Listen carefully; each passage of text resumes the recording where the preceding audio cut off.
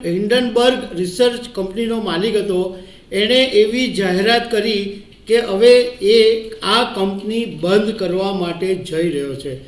આ સમાચાર ગૌતમ અદાણી માટે બહુ રાહત આપનારા છે, કારણ કે 2023 જાન્યુઆરીમાં આ હિન્ડનબર્ગ રિસર્ચના રિપોર્ટને કારણે ગૌતમ અદાણીના 140 અબજ ડોલરનું ધોવાણ થઈ ગયું હતું.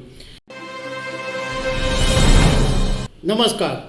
ગૌતમ અદાણીને જબરજસ્ત રાહત થાય અને કદાચ એમને એકદમ શાંતિથી ઊંઘ આવે એવા એક સમાચાર સામે આવ્યા છે. નાથન એન્ડરસન હિન્ડનબર્ગ રિસર્ચ કંપનીનો માલિક હતો. એણે એવી જાહેરાત કરી કે હવે એ આ કંપની બંધ કરવા માટે જઈ રહ્યો છે. આ સમાચાર ગૌતમ અદાણી માટે બહુ રાહત આપનારા છે, કારણ કે 2023 જાન્યુઆરીમાં આ હિન્ડનબર્ગ રિસર્ચના રિપોર્ટને કારણે ગૌતમ અદાણીના 140 અબજ ડોલરનું ધોવાણ થઈ ગયું હતું. આ નાથન એન્ડરસને એની કંપની બંધ કરવાની જાહેરાત કરી. એમાં એણે વેબસાઇટ ઉપર લાંબો લચક પત્ર લખ્યો છે. તો કંપની શું કામ બંધ કરવામાં આવી એના વિશે હું તમારી સાથે વાત કરીશ. મારું નામ રાજેશ શાહ છે અને તમે જોઈ રહ્યા છો ગુજરાતના સૌથી મોટા ડિજિટલ ન્યૂઝ પ્લેટફોર્મ ખબર છે .com. હિન્ડનબર્ગ રિસર્ચ અને નાથન એન્ડરસન એ બંને નામ ભારતમાં બધા લોકો માટે જાણીતા છે, કારણ કે આ એ વ્યક્તિ છે કે જેણે 23 જાન્યુઆરી 2023ના દિવસે ગૌતમ અદાણીની વિરુદ્ધમાં એક રિસર્ચ રિપોર્ટ જાહેર કરેલો અને એને કારણે ગૌતમ અદાણીની નેટવર્કમાં 140 અબજ ડોલરનું ગાબડું પડી ગયેલું અને ગૌતમ અદાણીની કંપનીના જે શેરો હતા એ ઊંધા માથે પટકાઈ ગયેલા હતા અને રોકાણકારોને પણ લાખો રૂપિયાનું નુકસાન થયું હતું. આ હિન્ડનબર્ગ રિસર્ચ એ એવી કંપની હતી કે જે કંપની દેશ વિદેશની અંદર જે કંપની હોય એના વિરુદ્ધમાં રિપોર્ટ કરે અને પોતે શોર્ટ સેલર કંપની તરીકે પણ જાણીતી હતી. હવે આ હિન્ડનબર્ગ રિસર્ચને કારણે ગૌતમ અદાણીની ઊંઘ હરામ થઈ ગયેલી, પરંતુ 15 જાન્યુઆરી 2025ના દિવસે નાથન એન્ડરસને પોતાની વેબસાઇટ ઉપર જાહેરાત કરી કે હવે તે હિન્ડનબર્ગ રિસર્ચ બંધ કરવા માટે જઈ રહ્યો છે. આપણા ભારતની અંદર એવી માન્યતા છે કે 14 જાન્યુઆરી સુધી કમૂર્તા હોય છે અને 15 જાન્યુઆરીથી કમૂર્તા પૂરા થાય. એટલે કમૂર્તા પૂરા થયા એ પછી ગૌતમ અદાણી માટે સારા સમાચાર આવ્યા એવું કહી શકાય. હવે નાથન એન્ડરસને જે વેબસાઇટ ઉપર લખ્યું છે એમાં એણે એવું લખ્યું છે કે આ મારો વ્યક્તિગત નિર્ણય છે, કોઈ ખાસ વાત નથી, કોઈ ખાસ જોખમ નથી, કોઈ આરોગ્યનો કે હેલ્થનો ઇસ્યુ નથી અને કોઈ મોટો વ્યક્તિગત મુદ્દો પણ નથી.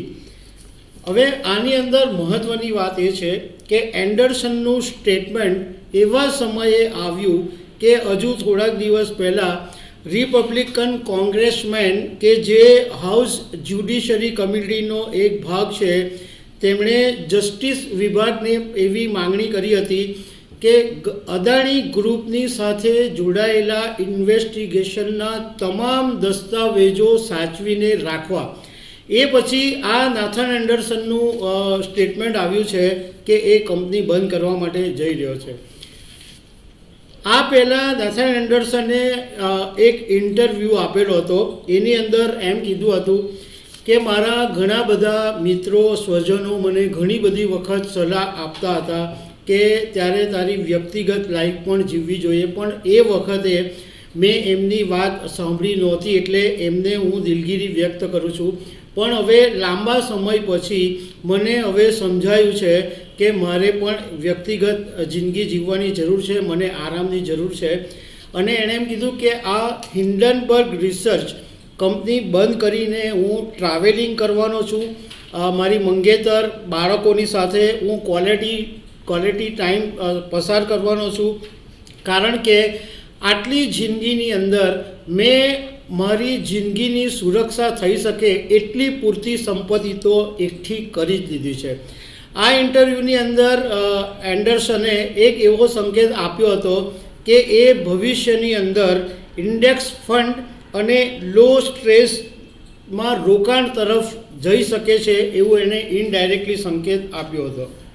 એન્ડરસને એમ બી કીધું કે શરૂઆતમાં મને એવું લાગેલું કે મારે પોતે કેટલીક વસ્તુઓ સાબિત કરવાની જરૂર છે, પણ તે વખતે આરામ કરવાનો મેં વિચાર કર્યો નહીં. પણ હવે મને એવું લાગે છે કે મને આરામ કરવાની જરૂર છે અને મને હવે થોડોક આરામ મળ્યો છે. કદાચ મારી જિંદગીમાં પહેલી વાર મને આરામ કરવાનો સમય મળ્યો.